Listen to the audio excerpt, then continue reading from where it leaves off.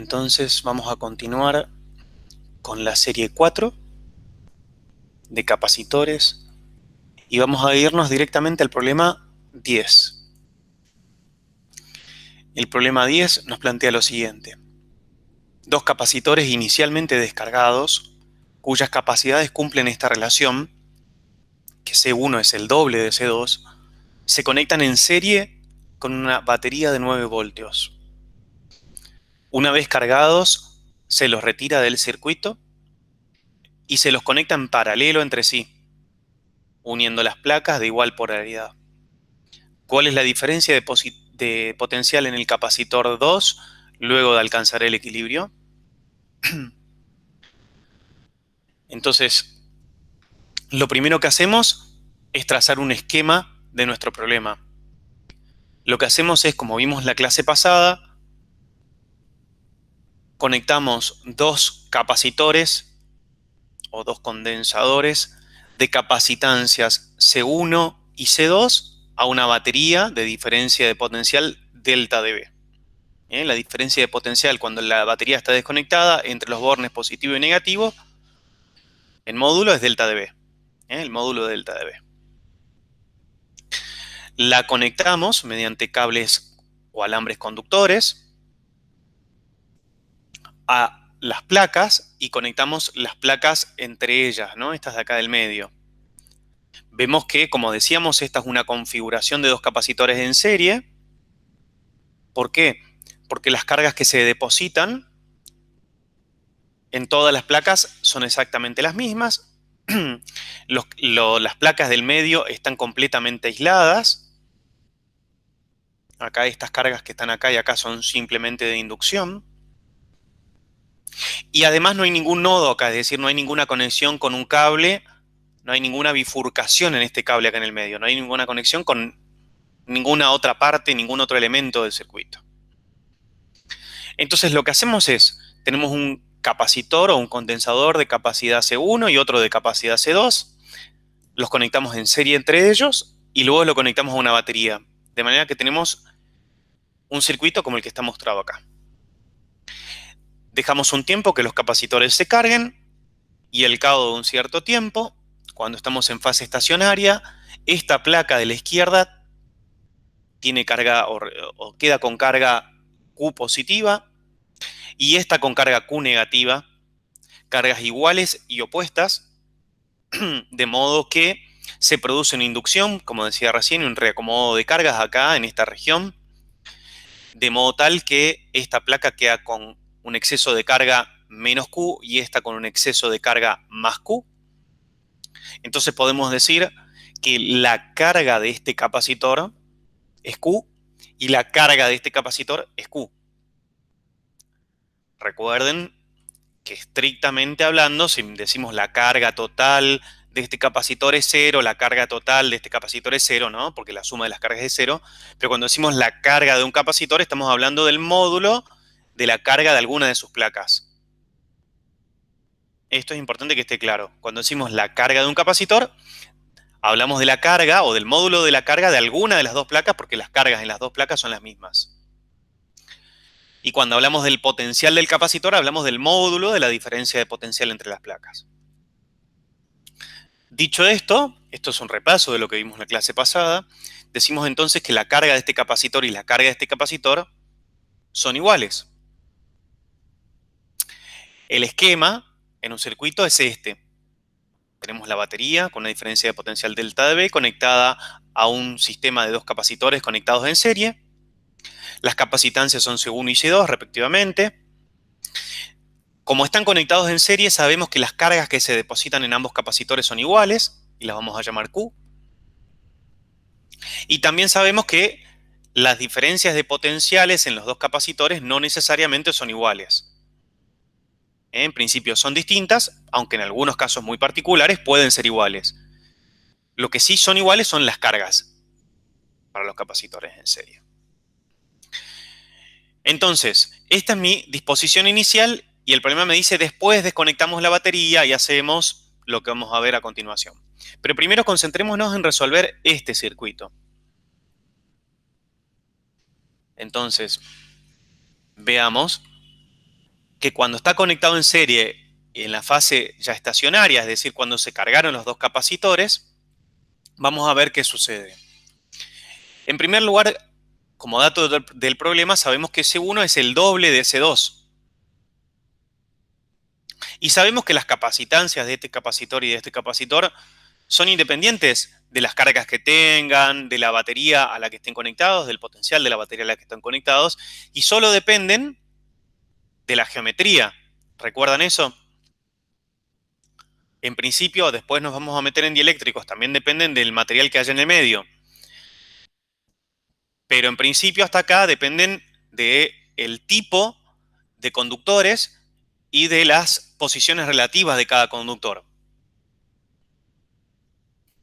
Entonces, acá tenemos algún capacitor con capacitancia C1 y acá tenemos otro capacitor con otra capacitancia C2, pero la capacitancia de este, en este problema en particular, es el doble de la capacitancia de este. Eso es lo que nos dice esta expresión. Lo primero que vamos a hacer es encontrar la capacitancia equivalente de este sistema. Como tenemos capacitores en serie, sabemos que la inversa de la capacidad equivalente es igual a la suma de las inversas de las capacidades individuales. Es lo que está escrito acá.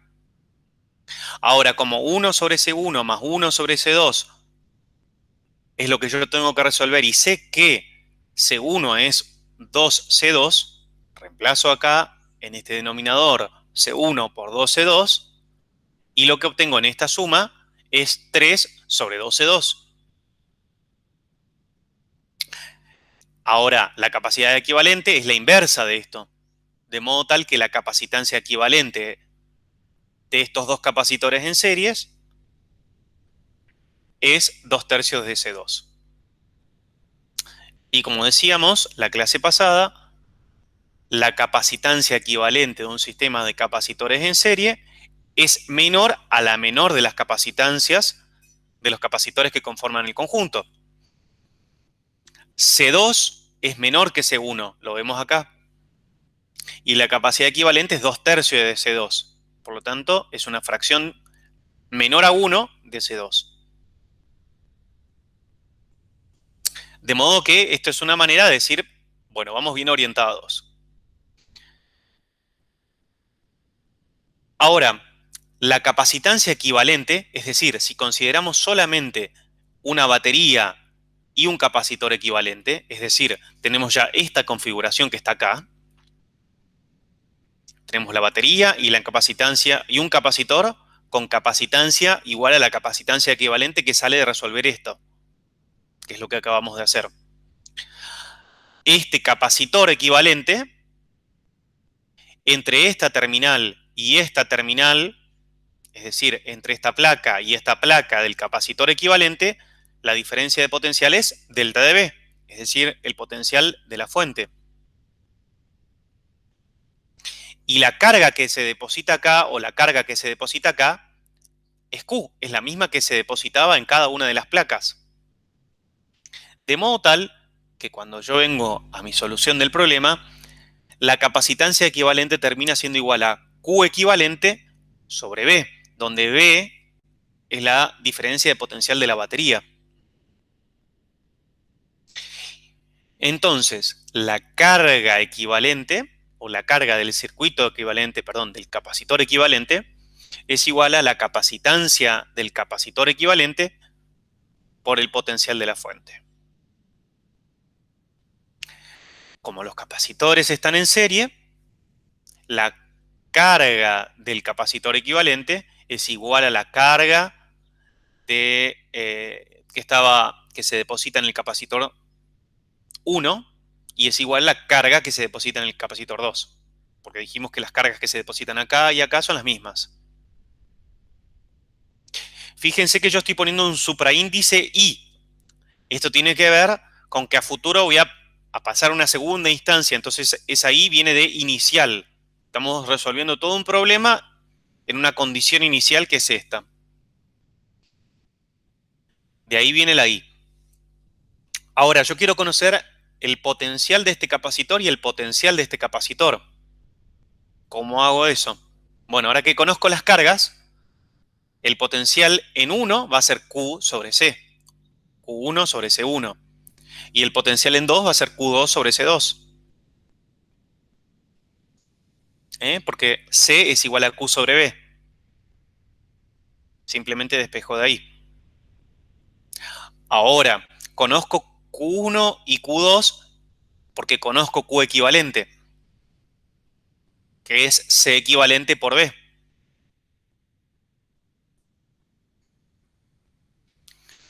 Entonces, fíjense, me concentro en esta expresión y digo, B1 es igual a Q1 sobre C1, pero Q1 es igual a Q equivalente. Y Q equivalente es C equivalente por B. Eso es lo que está reemplazado acá. Y luego digo, la capacitancia del capacitor equivalente es igual a 2/3 de C2, que es lo que escribo acá, 2/3 de C2 sobre C1 por B. Y luego hago el cociente C2 sobre C1, como es dato del problema, la relación entre las capacitancias, C2 sobre C1 es igual a 1/2, entonces el potencial en el capacitor 1 es V sobre 3, pero V es el potencial de la fuente. Entonces, ¿cómo hago para sacar V2? Bueno, tengo dos caminos.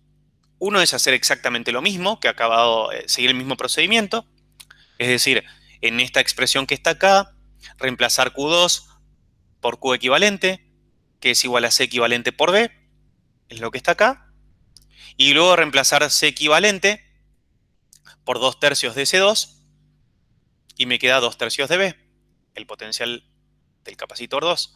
Pero también lo podía hacer directamente diciendo, si B1 es B sobre 3, me voy a mi circuito. Si B, delta de B1 es delta de B sobre 3, entonces delta de B2 sí o sí tiene que ser 2/3 de delta de B.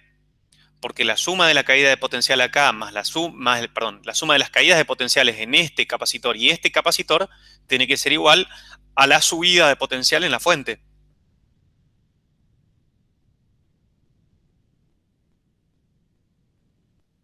¿Ok? Entonces, haciéndolo de manera independiente es otra manera de corroborar que si hago B1 más B2, hago B sobre 3 más 2/3 de B y me queda B. Lo cual me garantiza que estoy en lo cierto, que estoy yendo bien. Pero a continuación, el problema me dice, una vez que se cargó, es decir, una vez que estaban cargados y yo saqué todos los datos para esa primera etapa, llegué hasta acá. Recién entonces, el problema me dice, bueno, ahora ¿saben qué? Abramos el circuito acá, abramos un interruptor, saquemos la batería y dejamos un cable colgado por un lado y un cable colgado por el otro lado, que es como decir, en este circuito dejamos este cable por un lado y este cable por el otro lado colgados, y además cortamos este cable. De modo tal que me quedan dos capacitores cargados aislados. Dos capacitores que ya están cargados con cargas Q1 y Q2, que son iguales a Q, que ya sabemos cuáles eran las expresiones que correspondían a esas cargas, pero ahora están aislados, un capacitor acá y un capacitor acá. El problema me dice, ahora conecto las placas positivas de ambos entre sí y las negativas de ambos entre sí. Es decir, fíjense, voy a conectar, desconecto esta batería, desconecto este cable, queda esta cargada con carga Q, esta con carga menos Q. La capacitancia, por supuesto que no cambia porque no estoy cambiando absolutamente nada de la configuración. No estoy cambiando ni la distancia entre las placas, ni el área de las placas, ni lo que hay en el medio, o sea que la capacitancia no cambia, si estamos hablando de placas plano paralelas. Y la diferencia de potencial tampoco, simplemente los separé. Entonces se mantiene Q, porque no tiene a dónde ir la carga, se mantiene la capacitancia, se mantiene la diferencia de potencial. Pero ahora voy a conectar esta placa cargada positivamente con esta placa cargada positivamente Y esta placa cargada negativamente con esta que está acá, cargada negativamente. ¿Qué va a pasar entonces en ese caso? Algo parecido a esto. Voy a tener carga positiva, una placa cargada positivamente, conectada a otra cargada también positivamente, y la placa cargada negativamente conectada a otra cargada negativamente. Fíjense que todo este cable que va hasta acá y este que va hasta acá no va hasta ningún lado, no está conectado a nada. Por lo tanto, puede estar o no este pedacito de cable, no cambia nada. Todo esto tiene el mismo potencial. Todo esto tiene el mismo potencial, todo esto tiene el mismo potencial V sub A. Mientras que todo esto que marco con mi cursor, todo esto, todo esto, todo esto, todo esto, tiene potencial V sub B. Todo esto es una equipotencial. Y todo esto es otra equipotencial. Ahora, justamente esta nueva configuración es una configuración en paralelo. Uno podría pensar en principio que es como si estuviesen en serie, pero no están en serie, sino en paralelo. ¿Por qué? Porque ahora las cargas depositadas en cada capacitor son distintas. Antes tenía carga más Q y más Q, menos Q y menos Q. Estaban desconectados los dos capacitores. Invierto uno si quieren y conecto la placa cargada positivamente con la positivamente y la negativa con la negativa. Ahora, la carga no tiene dónde ir, solo puede reacomodarse. Y eso es justamente lo que sucede. Antes tenía carga Q, y acá menos Q y menos Q. Ahora, cuando las conecto entre las dos, las cargas pueden fluir de una a otra. Entonces, lo que voy a tener en esta conexión es carga Q1 acá y Q2 acá, menos Q1 acá y menos Q2 acá, tal es que Q1 más Q2 va a tener que ser igual a ¿cuánto? A Q equivalente. Bueno, pero a ver, en términos de lo que tenía en la etapa anterior, ya vamos a ir hacia el circuito equivalente, pero ¿cómo se relaciona esta carga con la carga que tenía hasta ahora? Va a ser igual a Q supraíndice I. Bueno, Lautaro Rodríguez dice que entonces Q1 más Q2 es igual a Q supra I,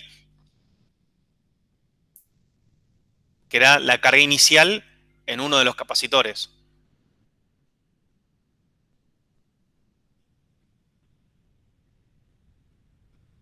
¿Están Para mí todos de es acuerdo? 3 medios de Q1. Lautaro Moragues dice 3 medios de Q1, o sea, una vez y media. ¿Qué es Q1, Lautaro? Esta Q1, No, la otra Q1, la la que tenía carga inicial. antes.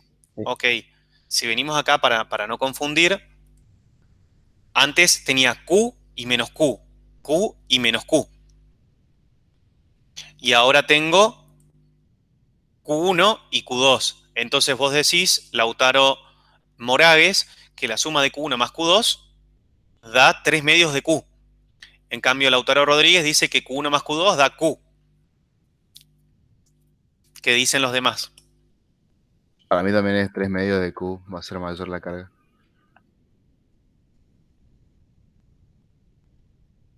No, yo lo digo porque se conserva la carga. Si primero tenía Q1 y otro 2, que era 1 medio de Q1. No. Acá tenía carga Q y acá menos Q. Acá Q y acá menos Claro. Q. Sí, sí. Ah, no, esa era la capacitancia del otro. No, no, estoy Exacto, confundiendo. Sí, sí. exacto. Las cargas son Q y menos Q, Q y menos Q. Entonces, Entonces ¿cuánto vale Q1 más Q2? tendría que ser 2Q entonces. 2Q, dice Leandro. O sea que hasta ahora tenemos opciones Q, una y media de Q, digamos 3 medios de Q sería una carga y media, y 2Q. Para mí también 2Q, cambio mi Bueno, postura. ahora Lautaro dice 2Q, bien. ¿Los demás qué opinan?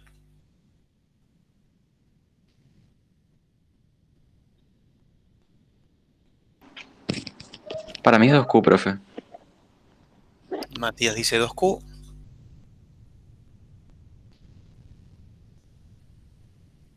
Quienes dijeron Q sostienen su Q y los que dijeron 2Q sostienen su 2Q. Sí, 2Q tiene que Sí. ser, profe. Tiene que ser 2Q efectivamente, porque no hay lugar donde vaya la carga. La carga no puede desaparecer.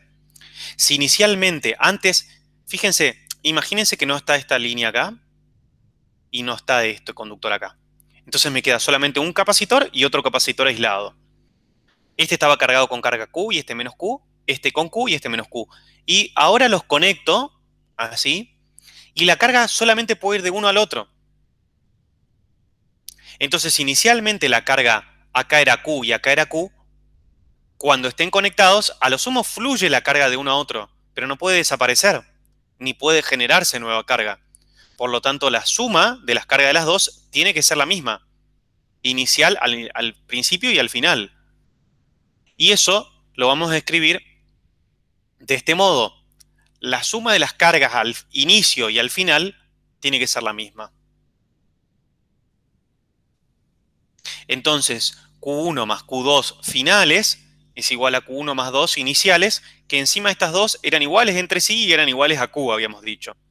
Por lo tanto, como estaban diciendo ustedes, la suma de las cargas al final va a ser 2Q.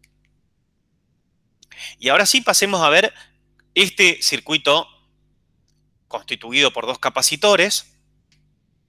Podemos tratar a estos dos capacitores como si fuesen un único capacitor equivalente, cuya capacitancia, como están en paralelo, y decíamos que están en paralelo porque están sometidos a la misma diferencia de potencial solo por la manera en que están conectados. ¿Bien? La diferencia de potencial entre estas dos placas y entre estas dos placas es la misma. Si quieren, se puede pintar esto de un color, todo esto de rojo, rojo, rojo, rojo, rojo, rojo, porque es todo un conductor, tiene un único potencial, y todo esto de abajo de otro color. Azul, azul, azul, azul, azul, todo azul, azul, azul, azul, azul. Entonces vemos que la diferencia de potencial acá es rojo-azul y la diferencia de potencial acá es rojo-azul. Es la misma diferencia de potencial. Están conectados en paralelo. Y los capacitores conectados en paralelo tienen una capacitancia equivalente que es igual a la suma de las capacitancias individuales. De modo tal que la capacitancia equivalente es C1 más C2, donde C1 es igual a 2C2. No cambian las capacitancias en este problema porque no estoy cambiando la geometría, no estoy cambiando las disposiciones de las placas, ni la forma, ni las posiciones relativas de ellas. Entonces la capacitancia equivalente ahora es 3C2. Ahora bien, Q1 final más Q2 final, es decir, la suma de la carga acá más la carga acá, va a ser igual a la carga depositada en el capacitor equivalente. Entonces, esto que está acá es igual en el circuito en paralelo a la carga equivalente. No, se ve su cursor, profe. Ah, gracias. Espéreme que se tildó el mouse. Ahora sí. Q1 y Q2 eran las cargas depositadas acá y acá respectivamente. Cuando a esto yo lo transformo en un único capacitor equivalente, la carga depositada en las placas del capacitor equivalente va a ser la suma de las dos cargas ahora. Entonces, esto, la suma de las dos cargas ahora en el capacitor equivalente, en paralelo, es Q equivalente. Es decir, la carga depositada en el capacitor equivalente. Y eso es C equivalente por V de ese circuito. Pero ahora fíjense que V, la diferencia de potencial en el circuito equivalente, va a ser igual a V2 o a V1, porque V1 y V2 son iguales. V1 o V2 son iguales y es igual al V equivalente. Esto por un lado para este primer miembro de esta igualdad. Y para el segundo miembro, Q1 inicial más Q2 inicial, dijimos que era igual a 2Q, que es igual a 2Q equivalente inicial. Y Q equivalente inicial era C equivalente inicial por B, es lo que está acá. Ahora sí que tenemos esta expresión, podemos sacar cuánto vale el potencial en el segundo capacitor en la segunda instancia, es decir, en el tiempo final. Y esto es 2 por C equivalente por B sobre C equivalente final. Y fíjense que me queda la capacitancia equivalente inicial sobre la capacitancia equivalente final. Es decir, la capacitancia equivalente cuando los capacitores estaban en serie en la primera parte del problema, sobre la capacitancia equivalente de los dos capacitores en paralelo. Esto era 2/3 de C2, esto es 3C2, lo reemplazo, opero y me queda que el potencial sobre el segundo capacitor es 4/9 del potencial de la batería, que era B. Este B que está acá. Y como ese B, vamos acá, como ese B, según el problema 2, me decía que la diferencia de potencial de la batería es de 9 voltios, reemplazo el potencial B por 9 voltios y me queda que B2 es 4 voltios. Ahora les pregunto yo, si V2 es 4 voltios, ¿cuánto vale V1, es decir, el potencial en el capacitor 1 en este caso?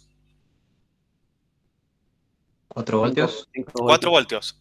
Exactamente 4 voltios porque están conectados en paralelo y eso significa que el potencial es exactamente el mismo. Ah, en paralelo no es igual a la suma de los potenciales, ¿no? Vamos a mirarlo acá. Pasa esto, Lautaro. Tenemos la disposición de dos capacitores conectados en paralelo. Por ahí esto de lo que les decía, ¿no? De usar colores puede ayudar. Fíjate que todo esto es un conductor. Y un conductor es una equipotencial. Entonces, tener un cable conductor me garantiza todo esto. Y aparte, las placas del capacitor son conductores. Entonces estoy conectando un cable conductor con un conductor. Todo esto es conductor. Todo es una equipotencial, equipotencial, equipotencial, equipotencial. Entonces si pinto todo esto de un color y pinto todo lo de abajo otro color, veo que la diferencia de colores es la misma. Es decir, la diferencia de potencial es exactamente la misma.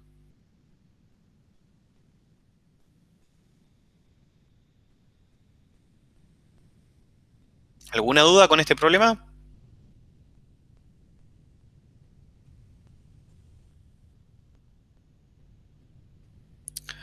Bueno, avancemos entonces e introduzcamos un nuevo tema que, como les adelanté la clase pasada, tiene que ver con la introducción de dieléctricos.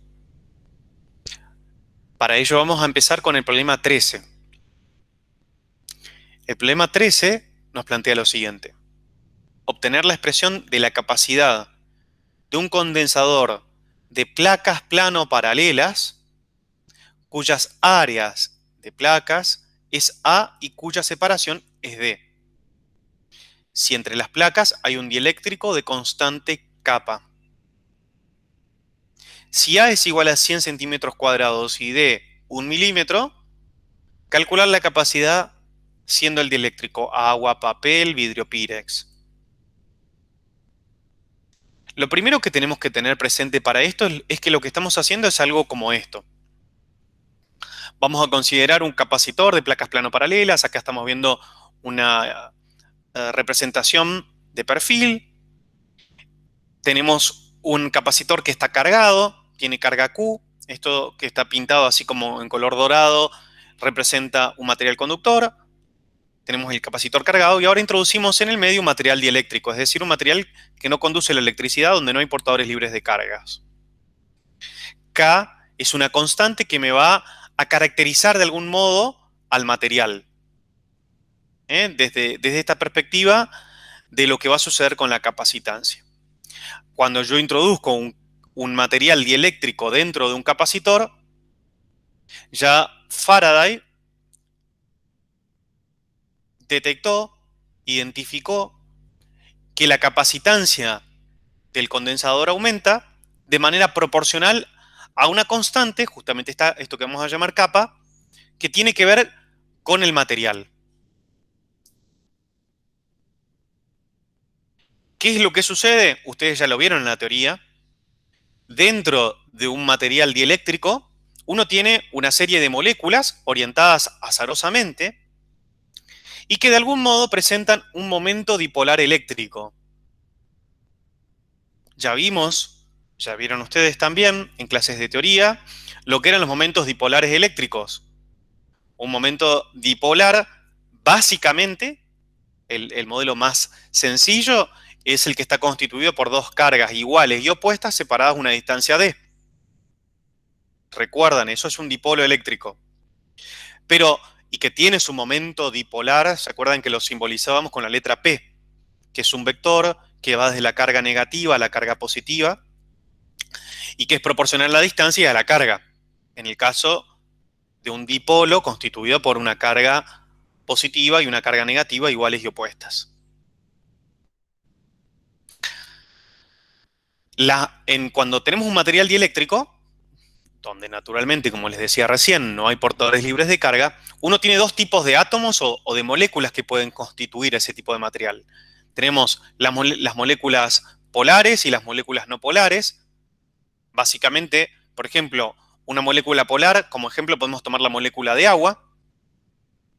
Y en una molécula de agua, fíjense que existe en esta parte de abajo una densidad de carga positiva mayor que arriba, y arriba existe una densidad de carga negativa mayor que abajo.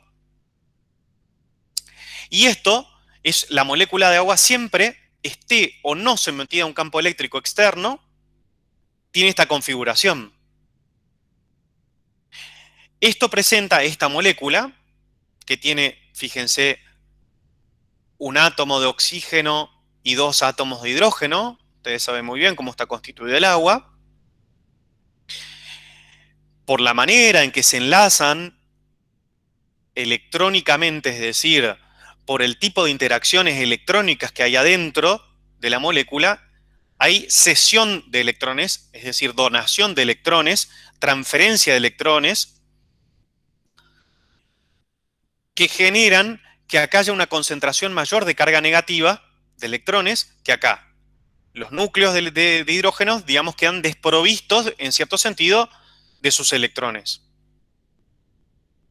La nube electrónica se concentra más de este lado que de este. ¿Esto qué implica? Que hay un momento dipolar que va desde esta parte hasta acá abajo, y que si yo aplico un campo eléctrico, esta molécula va a tender a orientarse de manera tal que si el campo eléctrico, por ejemplo, va de izquierda a derecha, esta parte se va a orientar hacia esta parte y estos átomos de hidrógeno se van a orientar hacia la derecha. Habría un reacomodo de carga. Pero existen otras moléculas que son no polares, como esta, donde existen cargas positivas y negativas, pero los centros de cargas de las cargas positivas y el centro de carga de las cargas negativas coinciden. ¿Ok? Sin embargo, cuando están sometidas a campos eléctricos, se distorsiona lo que llamamos la nube electrónica y se generan también momentos dipolares que no son permanentes, porque solamente se generan cuando están sometidas a un campo eléctrico, pero van a reaccionar de la misma manera, se van a reacomodar frente al campo eléctrico. Van a presentar un momento dipolar que se va a acomodar frente a la presencia de un campo eléctrico.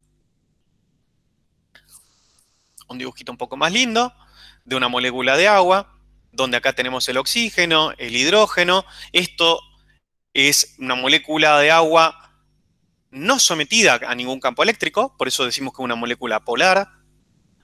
Esto, en ausencia de campo eléctrico, esta es la disposición.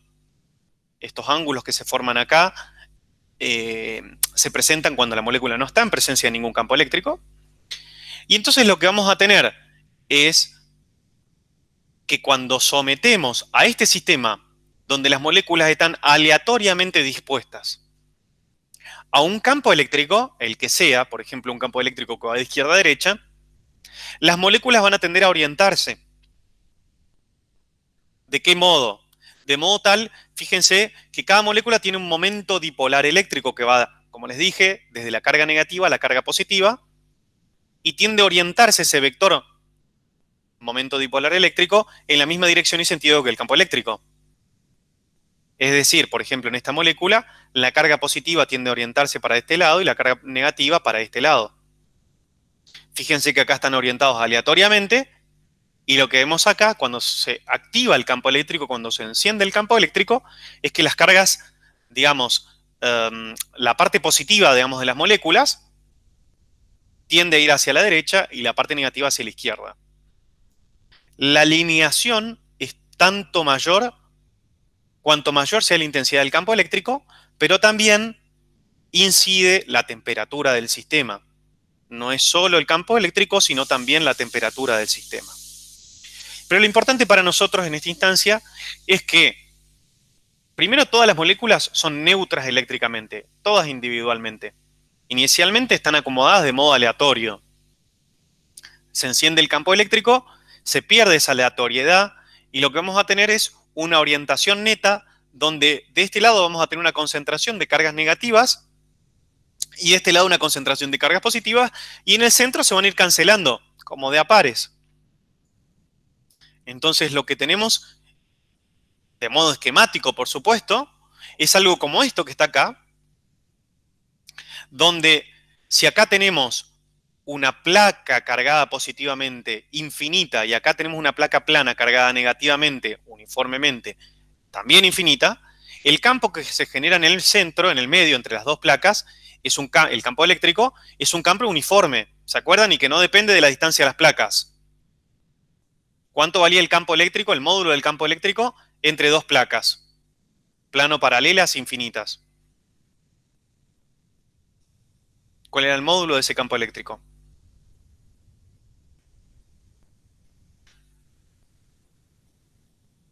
Creo que era sigma sobre epsilon 0. Exacto, sigma sobre epsilon 0.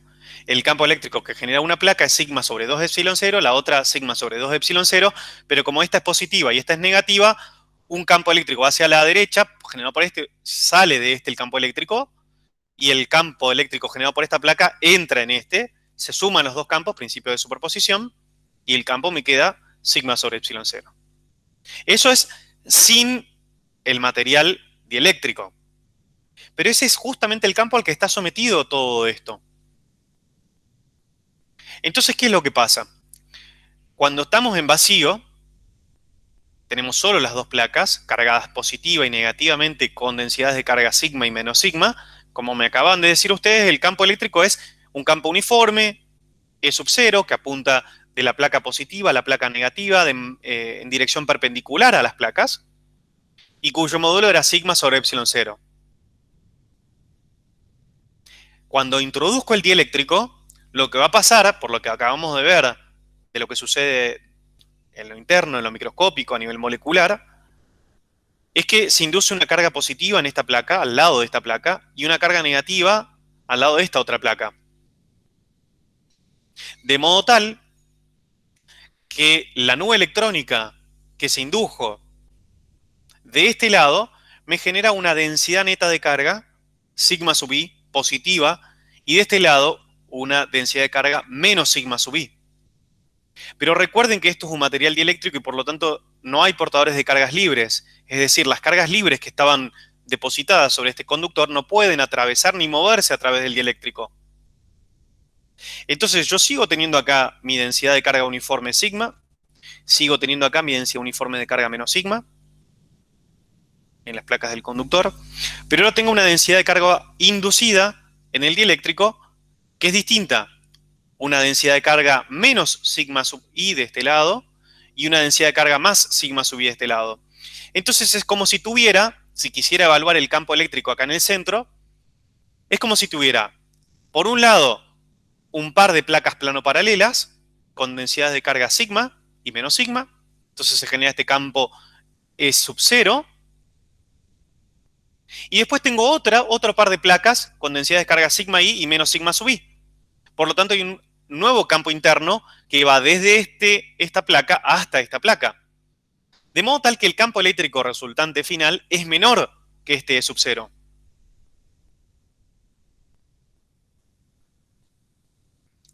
se ve atenuado. Lo vemos de nuevo acá. Fíjense, esto es mi sistema visto desde el punto de vista molecular. Esto es mi dieléctrico cuando no está sometido a un campo eléctrico. Coloco el dieléctrico en medio de dos placas plano paralelas. Es decir, sometidas a un campo eléctrico externo E sub 0. Se reacomodan las nubes electrónicas de cada una de las moléculas que constituyen el dieléctrico, y entonces queda como si hubiese una placa negativa acá y una placa positiva acá. Entonces yo tengo el campo eléctrico E sub 0, que es este de acá, que es el campo que generan las placas conductoras, pero ahora tengo un campo inducido que va en sentido contrario, en la misma dirección, pero en sentido contrario. De manera que el campo total es la suma de estos dos campos, por lo tanto, como están en sentidos opuestos, el campo es menor que el campo inicial, cuando no estaba el dieléctrico. ¿Qué genera eso? Que como yo inicialmente tenía un campo eléctrico entre las dos placas, ese campo eléctrico produce una diferencia de potencial entre las dos placas. Tengo la misma carga Q0 acá, Q0 acá, Q0 positivo, Q0 negativo. La diferencia de potencial va a ser igual al campo eléctrico entre las placas multiplicado por la distancia que las separa. ¿Recuerdan eso? Supongamos que pongo un tester y me da 2 voltios. Y ahora yo introduzco material dieléctrico y fíjense que veo que hay una disminución del potencial. ¿Por qué? Justamente por lo que estamos diciendo. La distancia se mantiene igual, la distancia de separación entre las placas, pero el campo eléctrico entre ellas disminuyó. La diferencia de potencial sigue siendo E por D. D no cambió, pero el campo eléctrico disminuyó. Con todo este repaso, entonces ahora sí podemos ir a nuestro problema.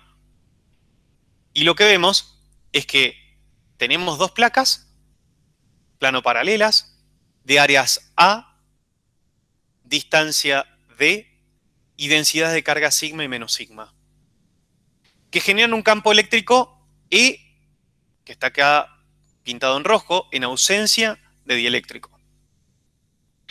Pero coloco el material dieléctrico, se inducen las cargas de uno y otro lado, y entonces se produce un nuevo campo que voy a llamar E', y E' es este campo azul que está acá, simbolizado azul. El campo total en el interior es igual a la suma vectorial de los campos. Pero E', es decir, el campo inducido, es opuesto a E, pero es proporcional a E. Eso es lo que indica este alfa. ¿Qué quiere decir? Que E', es decir, el campo inducido, aumenta a medida que aumenta el campo externo, pero aumenta en sentido contrario. Mientras que el campo, como ustedes me decían, si ponemos un sistema de coordenadas donde ponemos el eje X aquí horizontal, es decir, en una dirección perpendicular a las placas, y decimos que X crece de izquierda a derecha, entonces el campo eléctrico, en términos vectoriales, va a ser sigma sobre epsilon 0, ese es su módulo, multiplicado por el versor I. Ese es el campo eléctrico generado por las placas. Es este que está acá. Y es este mismo que está acá. Entonces, E total va a ser E más E', es decir, E más E', E menos alfa E. Es decir, E por 1 menos alfa. Como alfa es una constante, el campo total va a ser proporcional a E. Pero fíjense que es siempre menor a E, porque esto es mayor a 1, es mayor a 0, perdón. Este es un número positivo,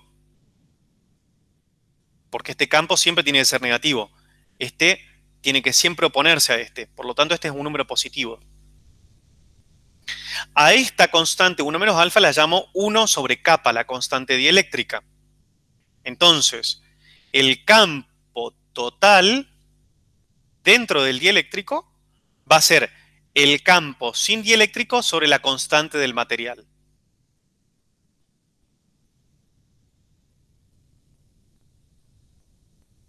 ¿Bien? Ok, ahora, Profe, Sí. una duda. El, ¿cómo puede repetir cómo llega del uno menos alfa al uno sobre K? O sea, ¿eso Simplemente, está definido así nomás? sí, lo tomamos así. No hace falta que acá nos metamos mucho en detalle porque esto es una constante. Entonces lo único que importa en este caso es decir, acá hay una proporcionalidad entre E total y E. Esto es una relación de proporcionalidad, donde este es un valor positivo. Entonces yo simplemente lo reescribo como 1 sobre kappa y vamos a ver por qué me conviene escribirlo como 1 sobre kappa. Y después voy a hablar de cuánto vale este valor y vamos a tabularlo. Pero lo importante es cómo aparece esto. Es decir, aparece porque hay una inducción de un campo eléctrico que tiene la misma dirección y sentido opuesto. Eso es lo que me indica este signo menos. Y que es proporcional a E. Por eso está este alfa. Entonces esto es una constante. Y a esa constante yo la puedo escribir de distintas maneras. Acá me conviene escribirla como 1 sobre kappa. Ya vamos a ver el porqué de la conveniencia. Entonces, si el campo total es el campo en ausencia de dieléctrico sobre la constante del dieléctrico, la diferencia de potencial entre las placas siempre es el campo multiplicado por la distancia. En este caso, ¿no? ¿Por qué? Porque el campo eléctrico es constante y uniforme, es uniforme acá en el centro, en el medio de las placas. En cada punto tengo el mismo campo eléctrico. Por lo tanto, puedo decir que la diferencia de potencial, ¿se acuerdan ustedes que la diferencia de potencial entre dos puntos es igual a la integral de camino del campo eléctrico? Es decir, la integral entre algún punto y otro punto del producto escalar de E diferencial de L. Pero si el campo eléctrico es uniforme, ¿se acuerdan que hacíamos ese producto escalar? Luego sacábamos fuera de la integral del campo eléctrico y me quedaba E por D. Solo cuando el campo eléctrico es constante puedo decir esto. Ahora, el módulo de este campo eléctrico es el módulo del campo en ausencia de dieléctrico sobre la constante dieléctrica. Multiplico por D. Y como sé que E es sigma sobre epsilon 0, entonces la diferencia de potencial entre las placas es sigma por D sobre epsilon 0 por kappa. Esta es la diferencia de potencial. Como yo sé que la capacitancia de un sistema la puedo encontrar con la relación entre Q y la diferencia de potencial entre las placas depende, como sabemos, de la carga. Acá depende de la densidad de carga. Entonces, esta expresión la ponemos en el denominador y la carga de un capacitor de placas planas va a ser sigma por A. Fíjense, sigma está en el denominador y el denominador, naturalmente, como esperábamos. Y por lo tanto, la capacitancia me va a quedar K por epsilon 0 por A sobre D. Ustedes a epsilon 0 por A sobre D ya lo identifican, que es la capacitancia de un condensador de placas plano-paralelas sin dieléctrico. Y a esa la multiplico por kappa. Entonces tenemos esta expresión.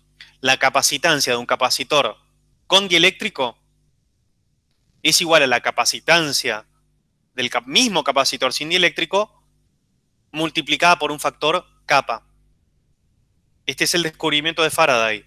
Él ve que siempre que entre las placas de un capacitor yo introduzco un material dieléctrico, su capacitancia aumenta en un factor que depende del material. Esto es kappa.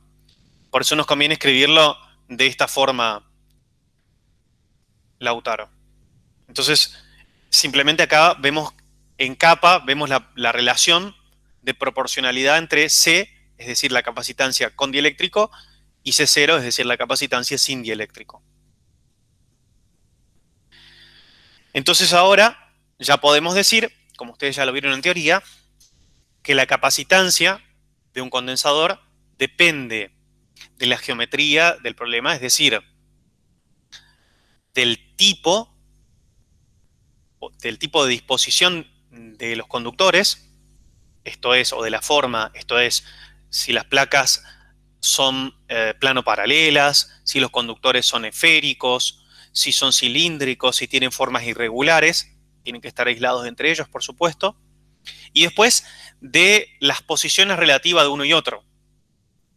Es decir, por ejemplo, si tenemos un capacitor esférico, de los radios de cada uno, cuánto más grande es el radio del segundo respecto del primero, etc. Pero además, ahora también va a depender del material dieléctrico que haya entre los dos eh, materiales conductores. Entonces va a depender de la geometría y del dieléctrico que separa las placas. En este caso, fíjense que C0, es decir, la capacitancia en ausencia de dieléctrico, es epsilon 0 por A sobre D. Esta es la capacitancia de un capacitor de placas plano paralelas. Ojo con esto. A veces uno tiende a pensar que esta es la capacitancia de cualquier capacitor. No. Esta es la capacitancia de un capacitor de placas plano paralelas. Si yo les pido, ¿cuál es la capacitancia de un capacitor esférico? No es esto. Ojo con eso. Entonces, para un capacitor de placas plano paralelas como el que me plantea el problema, esta es la capacitancia en ausencia de dieléctrico. El área la conozco, porque conozco cuánto vale. Fíjense, en el problema me decía que el área de las placas era 100 centímetros cuadrados, y también conozco la distancia, que es de 1 milímetro. Entonces, conociendo esas dos características de mi capacitor, que tiene que ver con su geometría, y conociendo cuánto vale la permitividad del vacío, 8.85 por 10 a la menos 12, Coulomb cuadrado sobre Newton por metros cuadrados, puedo encontrar la capacitancia de este capacitor de placas plano paralelas en ausencia de dieléctrico, que es 88.5 picofaradios. Tengo C0. Y el problema me pedía encontrar cuánto vale la capacitancia a medida que voy cambiando el material dieléctrico que introduzco entre las dos placas. Siempre esa capacitancia va a ser mayor, porque capa es mayor que 1. Capa del agua es 80, capa del papel es 3.7, capa del vidrio Pirex es 5.6.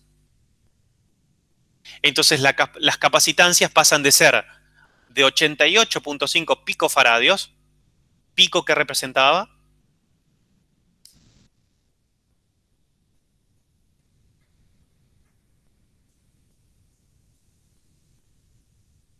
(10 a la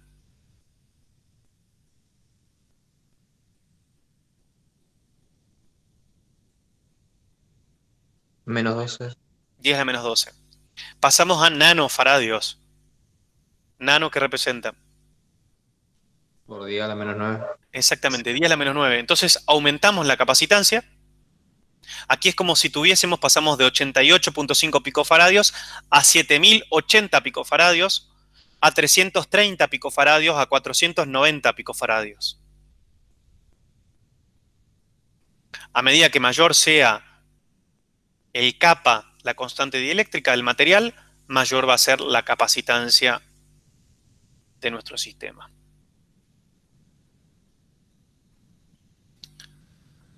Si les parece, hacemos una pausa de 10 minutos hasta las 11:10. Resolvemos un problema más y después hacemos discusiones. Ok.